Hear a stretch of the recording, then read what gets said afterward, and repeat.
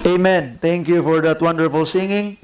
And by this time, akong gihangyo ang tanan, kindly open your Bibles with me. If you have your Bibles with you there, abrihin ninyo yung mga Bible, mga kaigsuunan. And we shall be studying only 2 verses tonight. So, duha lang ka bersikulo tonight, mga kaigsuunan. And this verse is a very familiar verse. And by the grace of God, kaning pulong sa Ginoo, mahimong panalangin alang sa ato nga tanan karon nga takna sa kagabihon.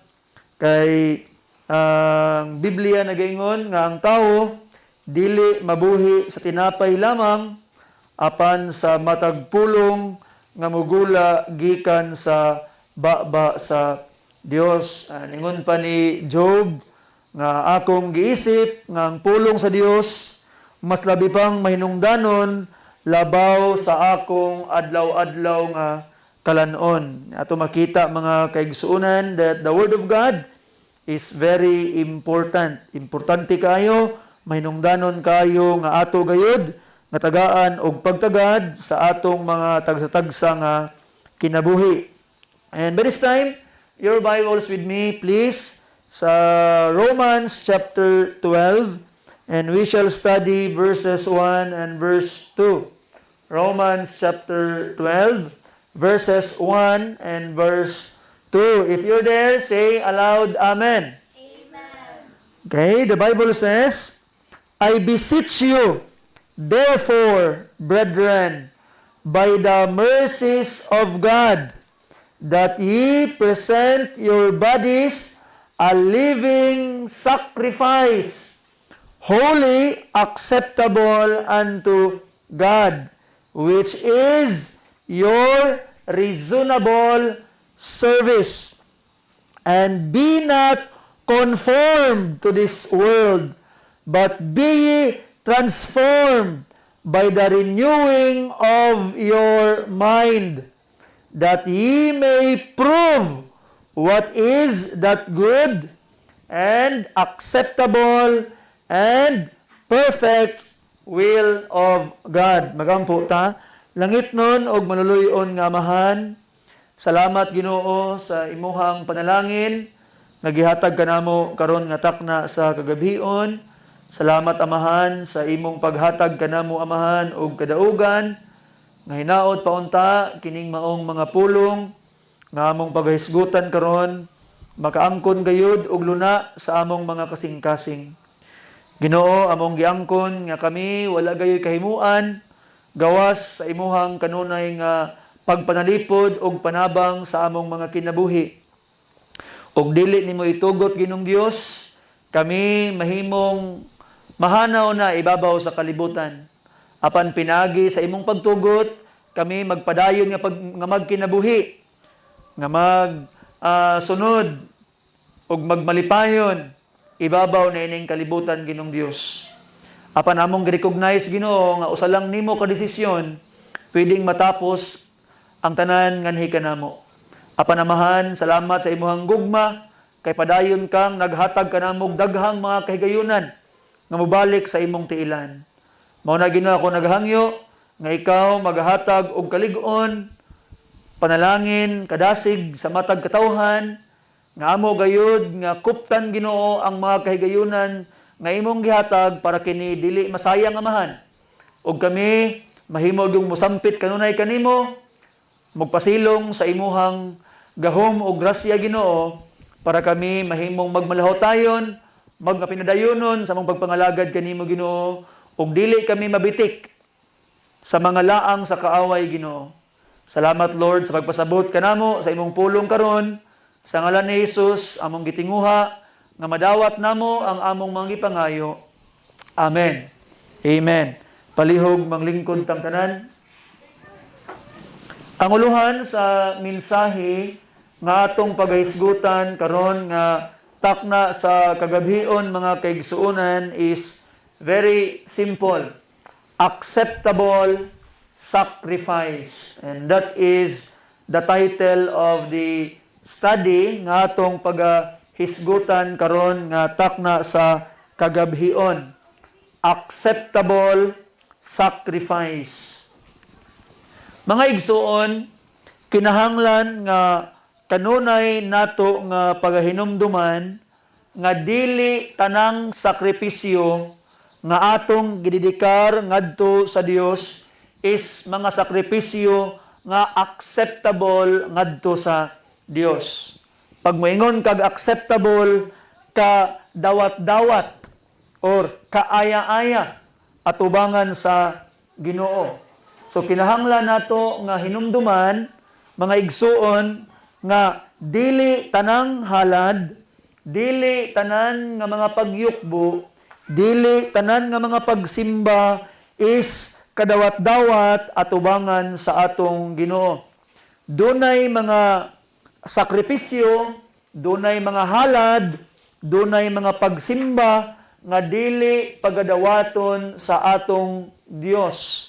And hence tonight atong paghisgutan mga kaigsuonan unsa di ay ning acceptable sacrifice sumala sa balaan nga kasulatan. I hope dili matapos ning maong panagtigom karon nga mahimo nga imong gayud nga tinguhaon sa imong kinabuhi nga ikaw makahatag og pagsimba og halad ngadto sa Dios, halad nga pagadawaton sa Ginoo, halad nga ikalipay sa atong buhi nga Dios ug ikahimaya sa iyang balaan nga pangalan. So ug naay acceptable sacrifice, na di ay sacrifice nga unacceptable. Na di ay sakripisyo nga dili ganahan ang Ginoo. So before nato hisgutan mga kaigsuonan nga sa unsang pamaagi mahimong acceptable ang atong sakripisyo, mahimong kadawat-dawat ngadto sa Dios ang atong mga halad ug mga pagsimba, ayha nato na hisgutan ato sang tan-awon gikan sa balaan nga kasulatan unsa di ay nga mga halad ang dili pagadawaton sa Dios.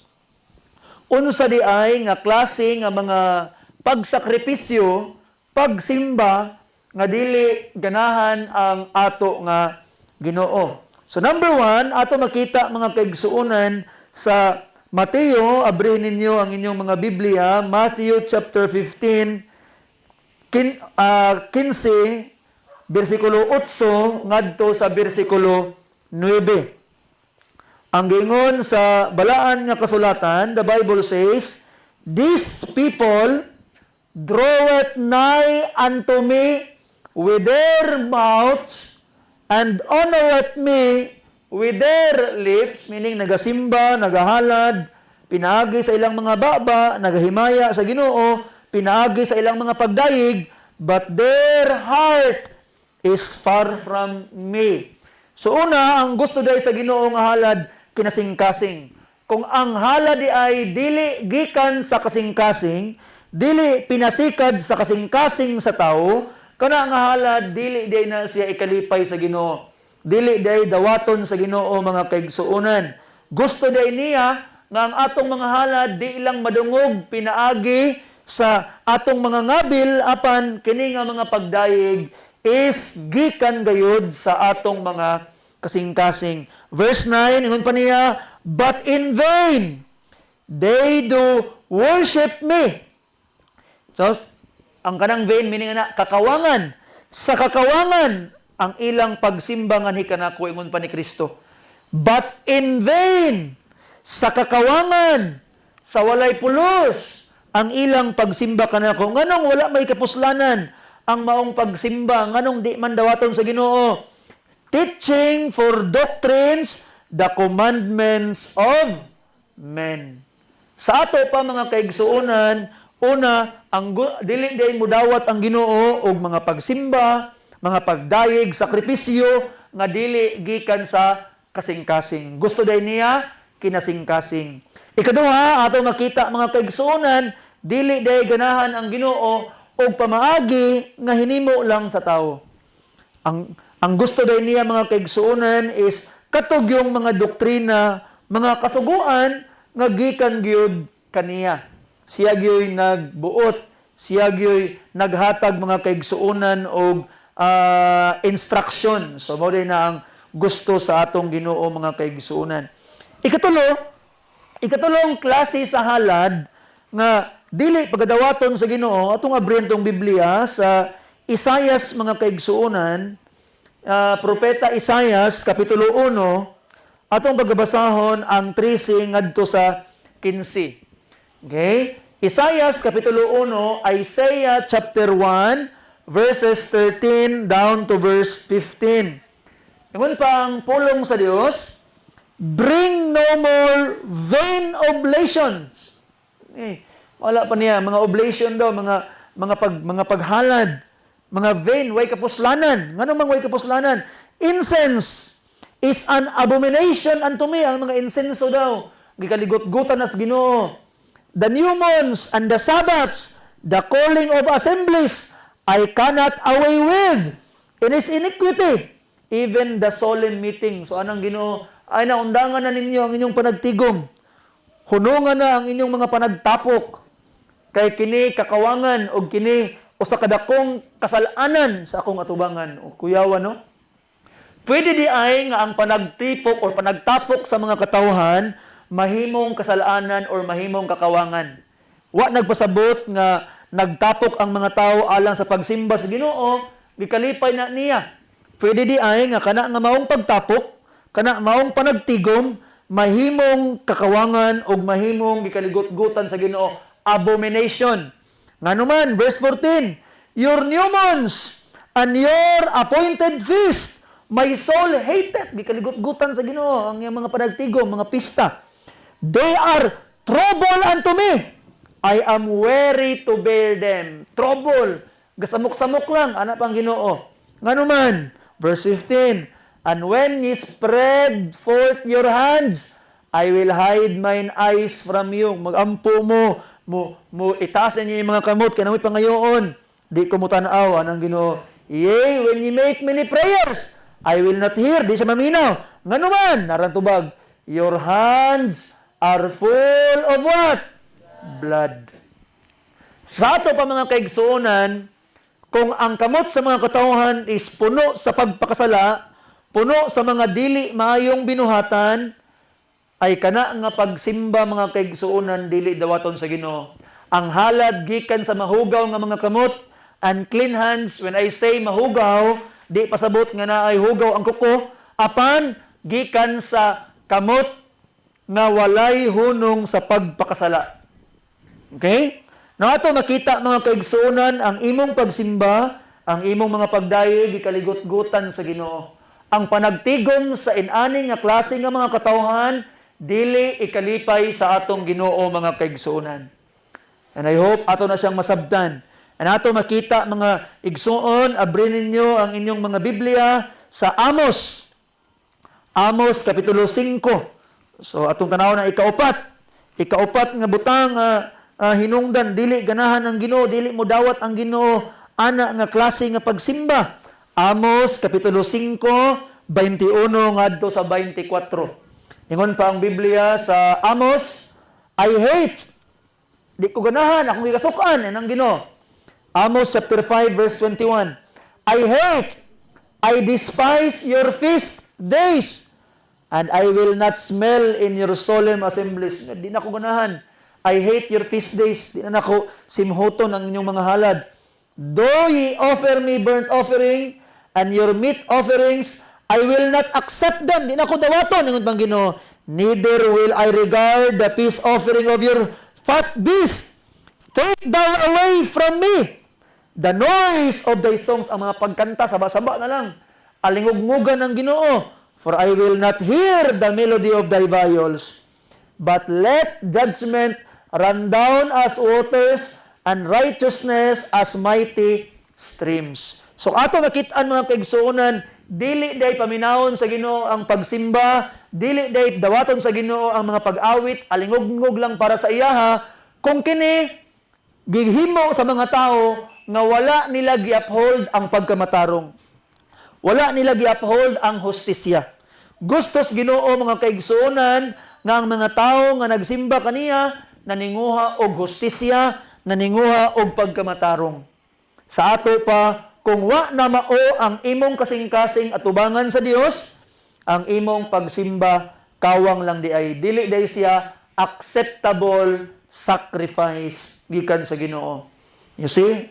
Kay ang sakripisyo di ay bisan pag unsa ka gwapo sa sakripisyo, kung hugaw ang sudlanan dili dawaton sa atong Ginoo. I hope ato nang masabtan mga kaigsuonan. Napay kalima and last sa Mateo kapitulo 5. Tanawa mga kaigsuonan, Mateo kapitulo 5, versikulo 23 ngadto sa 24. If you're there, say Amen. Okay, itong basahon, Matthew chapter 5, verse 23 down to verse 24. Therefore, kung pa ni Jesus Christ, if thou bring thy gift to the altar, and there rememberest that thy brother hath ought against thee. So, nakay kaaway nimo nga mga kaigsuonan. Nagdala kag halad ngadto sa Ginoo, pero sa diha nga paingon pa kasi imong pagdalag halad, naday kay dadumduman nga nakay kaaway nga wa pagid taon nimo pa sa ilua. Hangtod karon nagdumot pa mo ingon pang Biblia, verse 24, leave there thy gift before the altar. Biyai sa na imong halad atubangan sa altar, ayaw sa ihalad. And go thy way. First, be reconciled to thy brother, and then come and offer thy gift. Natiyaw mo na? So ato makita mga kaigsuonan, kung naday kay halad, unya pagkahuman, nadumduman nimo nga napakay kaligot-got, napakay pagdumot, ni bisan kinsa, labi na gayod sa imong igsuon, ayaw sa idayon og halad, ibiyai lang sa imong halad sa tubangan sa altar, adtuwa sa imong igsuon, pagpakig-uli kaniya, og human imong pagpakig-uli kaniya, aya ka mobalik, og aya nimo ipadayon ang imong halad. So ato makita mga kaigsuonan no, nga ang usa di ay kahalad gikan sa usa ka kasing-kasing nga dili makamao magpasaylo sa iyang igsuon, kana nga halad usa ka halad nga dili gayud pagadawaton sa ato nga Ginoo. So I hope ato nang masabtan mga pinangga nga mga kaigsuonan. It's very important nga ang atong halad is pagadawaton sa atong Ginoo. Kay kawang lang ang atong mga pagpaningkamot, atong mga kahago, kung kini diay nga mga halad di ay dili diay siya dawaton sa atong Ginoo. And I hope nga kita makaamgo ta og atong tun-an ang pagpasaylo sa atong mga kaigsuonan nga nakasupa kanato kay para ato gayud nga matagaan gayud og pagtagad nga ang mga halad nga atong ginabutang sa tiilan sa Ginoo iya gyud nga dawaton. Now, after nga atong nasayran unsa din nga mga klaseng halad nga dili dawaton sa atong Ginoo, ang atong teksto karon nga kagabihon nagtudlo pod mga kaigsuonan kung unsang klaseng sakripisyo ang gusto sa Ginoo gikan kanato karon sa bag-ong tugon in the New Testament. Unsa di ay nga klase nga sacrifice, unsa di ay nga klase nga halad ang gusto sa Ginoo alang kanato karon today in the New Testament. So unsang klaseng halad ang gusto sa atong Ginoo today in the New Testament. Now, first of all mga kaigsuonan, atong tan-awon ang atong teksto balik because now that klaro na sa itong hunahuna, nahimo ng clear sa atong mga hunahuna kung unsa di ay nga halad ang dili dawaton sa atong Ginoo, karon ato na pong tan-awon mga kaigsuonan unsa di ay nga halad ang gusto nga madawat sa atong Ginoo, especially today in the New Testament, sa bag-ong tugon, sa bag-ong pakigsaad, sa bag-ong kasabutan, unsa di ay ang halad nga gusto sa atong buhi nga Dios mga kaigsuonan. First thing to note is kaning giingon ni Saint Paul sa Romans chapter 12 verse 1, I beseech you therefore brethren. I beseech you therefore brethren. Unsay pasabot-an ang I beseech you? Kanang giingon ni Apostle Paul diha, si Apostle Paul nagbeg, naghangyo. Nagpakiluoy ko ninyo nga mga kaigsuonan. Naghangyo ko ninyo mga kaigsuonan. Sa ato pa, kaning pamaagi sa paghalad nga gitudlo ni Apostol Paul, gihangyo ni Apostol Paul ang mga katawhan sa Roma nga unta sa inani o sa susamang pamaagi ang ilang mga paghalad. So sa ato pa mga kaigsuonan, kini dili lang kay ingon nga sugo, kung dili usa ka dakong pagpangalyupo, usa ka dakong paghangyo gikan sa usa ka apostoles nga unta buhaton sa matag Kristohanon. And by the grace of God karon nga takna sa kagabhion, pagkahuman ni ining mensahe, ingnon ni mong kaugalingon nga Ginoo, tabangi ko nga ang akong halad mahimong susama ni ini sa gitudlo ni San Pablo. Okay? So may atong makita mga pinangga nga mahimo dayon nga dawaton sa Ginoo ang atong mga pagsimba, atong mga paghalad, atong mga pagdayeg. Kay ato nang gituman ang insaktong pamaagi ni ini. And by the grace of God, atong worship mahimo ng acceptable sacrifice. So number 1, unsa di ay atong hinumduman, unsa di ay nga pamaaging ang paghalad sa Ginoo. Ingon pang Biblia, I beseech you therefore, brethren, naghangyo si Paul. Look at this. By the mercies of God. So muna number 1. Ang ato dahil nga mga paghalad, number 1, kinahanglan by the mercies of God. Unsa may pasabot ana pastor kanang by the mercies of God. So meaning mga kaigsuonan, atong i-recognize nga tanan natong mga gihatag, tanan natong mga gihalad sa Ginoo is gikan lamang kaniya. Na ato nang nabuhat by the mercies of God. So meaning mga kaigsuonan, by the mercies of God, it is a humble recognition nga tanang mga butang nga imong naangkon ibabaw sa kalibutan, nahimo nimo ni nga ihalad, nahimo nimo ni nga gibuhat kay una ka nga nakadawat og grasya og kaluoy gikan sa Ginoo. So mao ni ang una mga kaigsuonan ato ang hinumduman nga dili ingon nga nakay gihatag sa Ginoo mo na nga murag mas nanginahanglan ang Ginoo nimo. Dapat di ay number 1 nga imong ibutang o ipabilin sa imong hunahuna nga nakaako ka sa paghalad, nahimong na nakahatag ka or nakasimba ka sa Ginoo kay unang nihatag ang Ginoo nimo. That's why every offering, every sacrifice, remember, it is by the mercies of God. So every time day mga kaigsuonan nga muadto ka sa Ginoo alang sa paghalad, imo karon nga ginasultian ang Ginoo, Ginoo, nagahalad ko, nagasimba ko kay una ko nga nakadawat gikan kanimo. Di ba nindot kayo? Nindot day kay mga kaigsuonan nga ang ato day mga pagsimba, ato day nga mga nagsimba ta nga anuman kay una naghatag ang Ginoo sa imo og kusog. Ahabalabi og dili ihatag sa Ginoo sa imo ang kusog. Nya dili ka na makabarog para makaadto sa pagsimba kaniya. So una kang nidawat og namang galing kay halad nga mga unsa man nga mga butang, nakahatag ka na ang anuman kay sa tibuok semana unang ni panalangin ang Ginoo sa imo. Kung imo nang i-recognize, kung imo nang tagaan gyud og recognition nga unang nihatag ang Ginoo nimo, the more nga mo panalangin ang Ginoo nimo mga kaigsuonan. You see? So by the grace of God, our first dealing with God is to be receivers. Kaya ang atong mga halad, ang atong mga pagsimba, ang atong mga sakripisyo by the mercies of God. Tanawa ba ni ang panig-ingnan nga gipakita ni David, example ni David. In 1 Chronicles, abrin ninyo inyong mga Biblia palihog, 1 Chronicles chapter 29 sa verse 14. Sa diha nga si David mga kaigsuonan naghalad.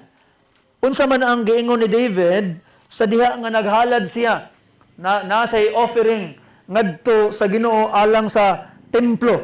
Ingon pang Biblia, 1 1 Chronicles chapter 29 verse 14. Ingon pa ni David, "But who am I? Kinsa man ko? What is my people? Unsa man akong katawhan? That we should be able to offer so willingly after this sort." Kinsa man ko? Ingon pa ni David, unsa man klase akong katawhan nga makahatag mi kinani atubangan sa Ginoo? Gina-recognize si David nga dili kami, di tungod nako, di tungod sa akong kaliwat. Apan unsa daw? Ingon pa ni David, "For all things come of thee, and of thine own have we given thee." Kuyawan no, ingon pa ni David, tanang butang Ginoo, gikan manimo, o gikan kanimo, amo ra pong gihatag nimo. So meaning mga kaigsuonan, it was a humble recognition nga tanang butang gikan sa Ginoo. So mga kaigsuonan, every time nga mahimong muhalad ta, muhatag ta og pagserbisyo sa Ginoo, ihatag nimo imong service or naba kay ihatag nga panalangin or tabang sa buluhaton or tabang sa mga misyon nga mga misyonaryo nga naglangyaw sa laing mga dapit alang sa pagwalis maayong balita, nakahatag man kana nga tabang, dili ka mahimong hambugiro. Way katungod ang taong moingon nga, ay ako kay grabe ko ni tabang, ako kay grabe ako ang sakripisyo, ako grabe ako ang pag-serve. No.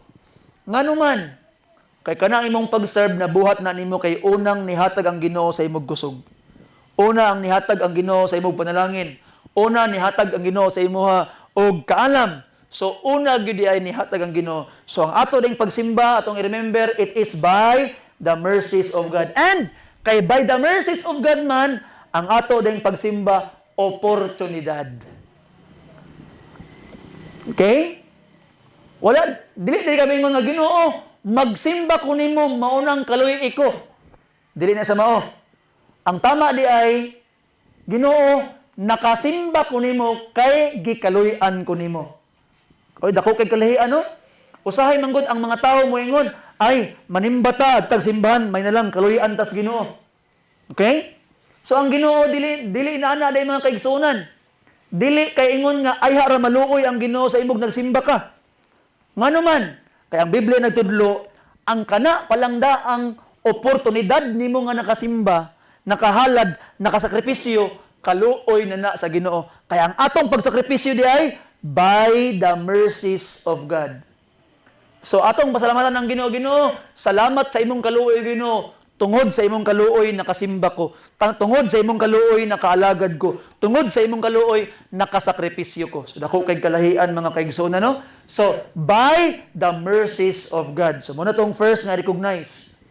Na number 2, ingon sa atong text, balik sa atong teksto sa Romans chapter 12 mga kaigsuonan, kay di lang di ay kay by the mercies of God ang atong mga pagsimba, ang atong mga paghalad, but ingon pa ang pulong sa Ginoo, Romans chapter 12, by the mercies of God, that ye what? Present. Okay? That ye present. Kasi pasabutan ng present. Present your bodies as a living sacrifice. So, if number 1, it must be, it is by the mercies of God. Number 2, it must be presented. Okay? It must be presented. Meaning, kaning presented mga kaigsunan, ang meaning ani, freely yielded. Meaning, imog yung kinasing-kasing nga gihatag. Why nagpugos nimo, why nagtulod nimo, it must be freely given. It must be presented. Mabitaw, imong, Lord, akong i-present Ginoo, nara Ginoo. You see? Why duha-duha Ginoo, ikaw na ibahala Ginoo. So number 2 mga kaigsuonan, ang hala di ay nga dawaton sa Ginoo, di lang kay number 1 im recognize that it is by the mercies of God. Number 2, it must be presented, meaning freely yielded. Why pinugsanay? Di tungod kay gipugos ka, mao nang imong gibuhat, ni sakripisyo ka, ni halad ka, ni simba ka, ni alagad ka, tungod kay napugos ka, ay di gyapon ikalipay sa Ginoo mga kaigsuonan. You see? When you are only forced to do so, it is meaningless to God. Way kapuslanan, way pulos. Panangitan, nisimba ka sa sayong kabuntagon sa Domingo, unya giguyod ka lang sa imuhang ginikanan, napugos ka, nagbungot-bungot ka na kasimbahan, nahimo kang physically present, pero wag gyud taon imong kalipay didto igsuon. Wag gyapon nalipay ang Ginoo sa imo. Okay? Kinahanglan niadto ka sa simbahan nganuman kay gipili nimo nga moadto, gikalipay nimo nga moadto. Wala ka niadtong simbahan kay nilikay ka sa mga unsa bay gipanglikayan nimo sa inyong panimalay. Wala ka niadtong simbahan tungod kay gisapot ka sa inyong balay or tungod kay gusto lang ka magsuroy-suroy. Niadto ka sa simbahan nganuman tungod kay ginapresent nimo ang imong kaugalingon ngadto sa Ginoo freely. Okay? Willingly. So muna ang giingon sa balaan nga kasulatan mga kaigsuonan. Yung pang Biblia sa ikaduhang Korinto, 2 Corinthians chapter 9 sa verse 7, ang Biblia nagaingon, every man according as he purposeth in his heart, so let him give not grudgingly or of necessity, for God loveth a what? Cheerful giver. So mo rin ang gusto sa Ginoo di ay cheerful, way pagduha-duha, freely presented. Kung dili freely presented, kung dili kinasing-kasing, kung pinugsanay, ay higalay igsoon, dili gihapon ikalipay sa atong Ginoo. Now number 3, and this will be the number last. Number 3 and number last mga kaigsuonan, atong makitaan, going back sa tuang teksto, the Bible says, verse 1, I beseech you therefore, brethren, by the mercies of God, that ye present your bodies a living sacrifice, holy, acceptable unto God, which is your reasonable service. So, unsa kuno? Ang ato kunong ihalad is our bodies as a living sacrifice. So, mga kaigsuonan, kung kaniadto sa Old Testament, ang gidemand sa Ginoo, mga patayng lawas, dead bodies, mga patayng lawas sa mananap, nga ihawon, sunugon, alang sa paghalad ngadto sa Ginoo, apan karon dili na katong mga halad sinunog ang gusto sa Ginoo. Ang gusto sa Ginoo karon is ang imo ng lawas ihatag nimo ngadto sa Dios. Buhi nga halad, living sacrifice. So muna day ang gitinguha og ang gusto sa Ginoo alang kanimo karon igsuon. God wants you as a living sacrifice ngadto sa Ginoo mga kaigsuonan. You see? God don't want yours but you. You see? So ikaw ang gitinguha sa Ginoo. Ikaw ang gusto sa Ginoo. Ikaw ang gidiman sa Ginoo. Usahay na yung mga taong maingon nga, di lang kumuadtog simbahan, ipadala lang niya kung halad, di na mao. Ngano man, kay ikaw ang gipangita sa Ginoo mga kaigsunan. Ang imo ding lawas, ang atong ling lawas, mao atong buhi nga halad, atubangan sa Ginoo. Kay in the Old Testament, patay nga halad man, mga mananap nga gipang ihaw, gipang sunog, para sa Ginoo. Karon ang gusto sa Ginoo, buhi na nga halad, dili na patay. Kinsa man na kita. Ang atong mga lawas, atong ipagamit sa Dios, ang atong mga kinabuhi, atong ipagamit sa Dios, ayaw sayang-sayangi ang imong kinabuhi igsuon. Ipagamit na sa Ginoo ang imong kinabuhi, alagari siya, simbaha siya igsuon. Okay? And ato makitaan mga kaigsuonan ang mga Macedonian, kabalo ka sa Macedonia, mao na ilang gibuhat. Tanawagan niyang ikaduhang Korinto, kapitulo 8 mga kaigsuonan, 2 Corinthians chapter 8. Unsa ang giingon sa mga taga ni Paul mahitungod sa taga Macedonia? Verses 4 paingon sa verse 5, the Bible says, praying us with much entreaty that we would receive the gift and take upon us the fellowship of ministering of the saints. So ilang gipugos si Paul nga dawaton ang ilang halad. Ngano man, verse 5, and this they did, not as we hope, but first gave their own what? selves to the Lord, and unto us by the will of God. So, una nilang gihatag ang ilang mga kaugalingon ngadto sa Ginoo. Kung mahatag na nimo ang imong kaugalingon ngadto sa Ginoo, dili na lisod ang uban pang mga halad alang sa Dios, mga kaigsuonan. So, I hope, by the grace of God, ang ato yung ihalad ng mga kaugalingon Ginoo, ang akong lawas, ang akong kinabuhi, ang akong ginhawa, imo Ginoo, gamita ko kung unsa man ang pamaagi nga imong gusto. So mauna mga kaigsuonan, ang gustos Ginoo. So ang atong lawas di ay, ang atong kinabuhi di ay, ang gusto sa Ginoo nga atong himuon nga halad. Mauna mga igsuon, ang atong lawas, ato yung ampingan. Dili na to panamastamasan ang atong mga lawas. Dili na to itugot mga kaigsuonan nga ang atong mga lawas is mahugaw-hugawan. Madaot lamang nganuman kay kining atong mga lawas mao diay ni ang atong buhi nga halad ngadto sa ato nga Ginoo, mga kaigsuonan. And kani nga lawas ingon sa tong text mga kaigsuonan, the Bible says ingon pa niya holy, acceptable unto God, which is our reasonable service. So ang pangutana karon, sa unsang pamaagi man nga kining akong lawas mahimong holy and acceptable para mahimo ning reasonable service nako, sa unsang pamaagi man nga kining maong lawasa mahimong acceptable unto God. Unsa ang akong angay buhaton, di ba? Kay kani man ka atong mga lawas ka ang ato ang reasonable service. Sakripisyo man kani nga buhi. So unsaon ako ni nga magasala man ta, unsaon nato ni ang atong lawas nga mahimo siyang kaaya-aya or kadawat-dawat atubangan sa Ginoo. Gitubag sa verse 2 mga kaigsuonan. Ang verse na gaingon, and be not conformed to this world. So mga kaigsuonan, para ang imong lawas mahimo nga acceptable, balaan atubangan sa Ginoo, dili ka makighiuyon ni ining kalibutan.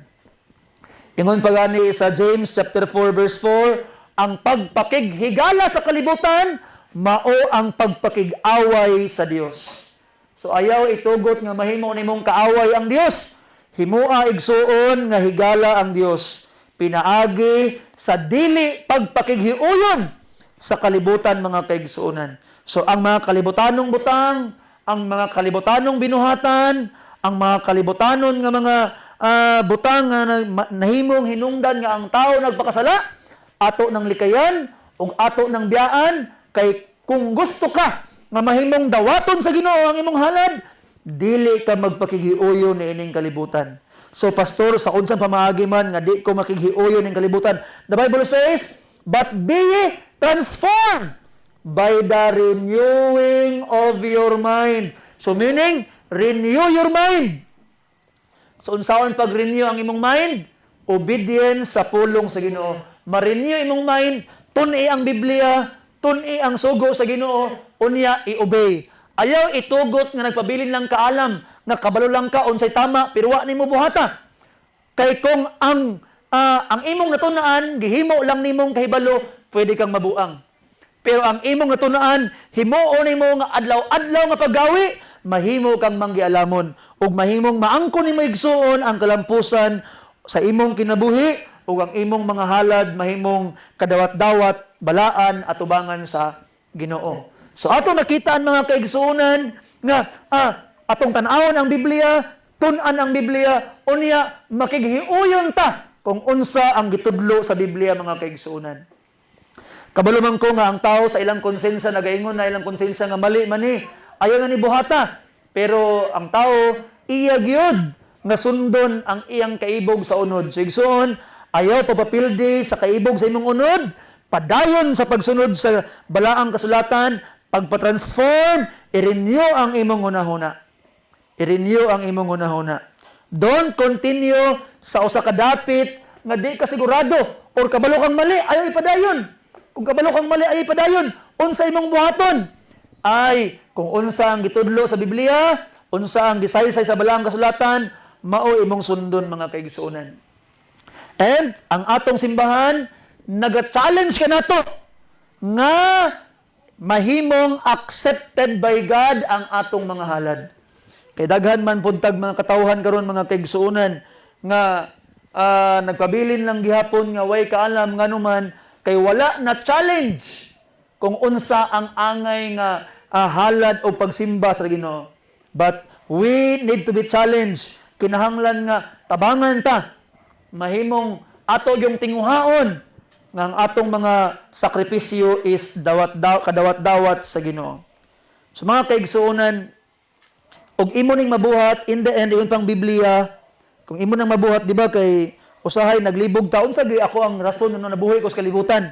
Unsa gyud ako ang misyon ibabaw sa kalibutan? Ingon pang Biblia, by the renewing of your mind that ye may prove what is that good, unacceptable, and perfect will of God. Kung dili nimo ni mabuhat, dili nimo mabawaan kung unsa ang will sa Ginoo sa imong kinabuhi.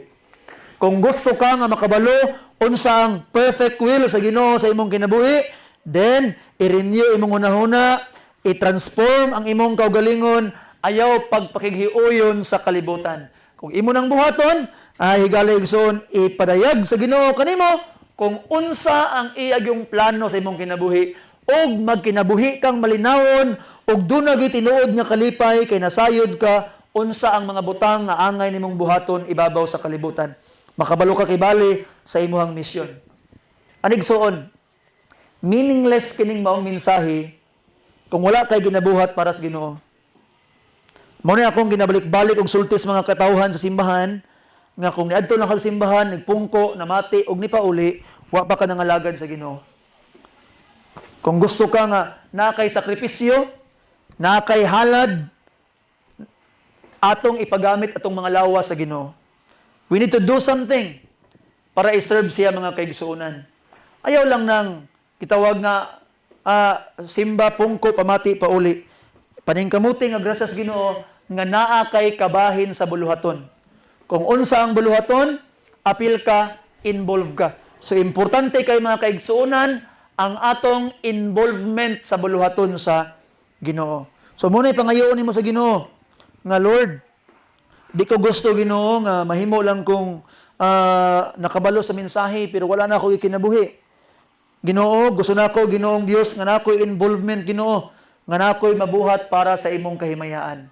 And grasya sa Dios, kung nabawaan na nimo unsa imong angay buhaton, pinagi sa grasya sa Dios mga kaigsuonan, ayaw kalimot nga kini nga sakripisyo is by the mercies of God.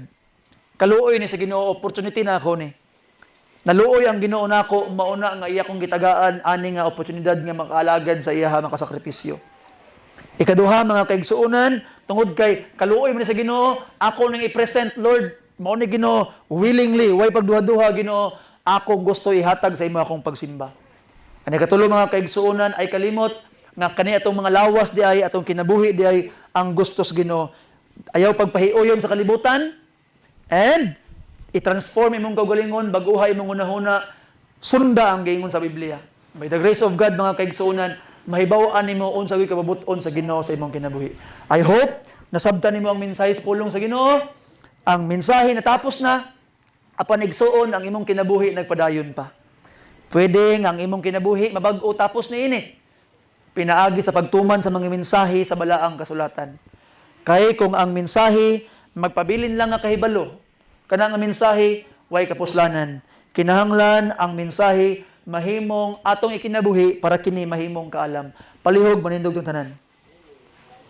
Magampo ta aman nga langit noon kanimo gisalig namo ang tanan. Salamat Ginoong Dios sa imong mensahe nga gihatag. Nagpahinumdom kanamo Ginoo nga dili di tanang klase sa pagsimba, paghalad, pagsakripisyo imong pagadawaton. Doon na di ay mga sakripisyo, di ay Ginoo nga buot nimo nga amo gayong pagabuhaton kay kinilamang ang pamaagi nga imong dawaton Ginoong Dios. Panalangini kami og pasaylua kami sa mga kasaypanan, og tagay kami kalig-on Ginoo nga matuman namo ang imong kabubuton sa among mga kinabuhi.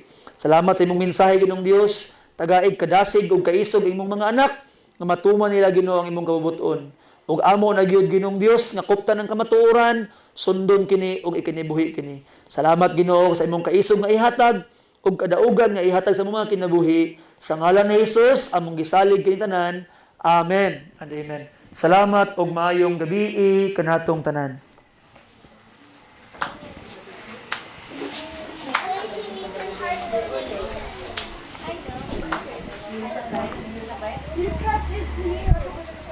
Just give me a light, okay? Chal.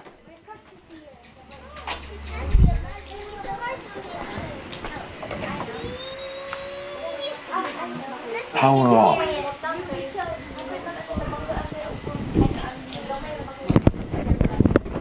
Chal gabi. Gabi.